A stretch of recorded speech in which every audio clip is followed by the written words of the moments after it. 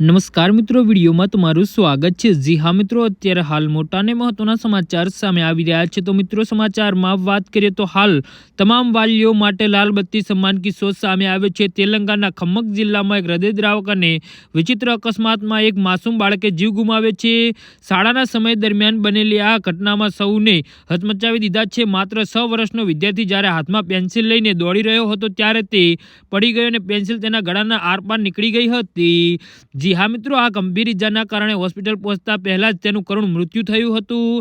આ દુર્ઘટના બુધવારે 24 ડિસેમ્બરના રોજ ખમ્મક જિલ્લાના કસુમાસી મંડળના નાયકગુડેમાં ગામના આવેલી એક ખાનગી શાળામાં બની હતી। મૃતક બાળકની ઓળખ મેદારા પાઉ વિહાર તરીકે થઈ છે, જે ત્યાં યુકેજીમાં અભ્યાસ કરતો હતો। બપોરે અંદાજે 3 વાગે સુમારે બપોરના વિરામ દરમિયાન બાળક શૌચાલય ગયો હતો। ત્યારે તે શૌચાલયથી પરત વર્ગખંડમાં તરફ દોડી રહ્યો હતો ત્યારે તેના હાથમાં એક અણીદાર પેન્સિલ હતી ને અચાનક પગ લપસતા તે જમીન પર પટકાયો અને હાથમાં રહેલી પેન્સિલ સીધી ગળામાં ઘૂસી ગઈ હતી।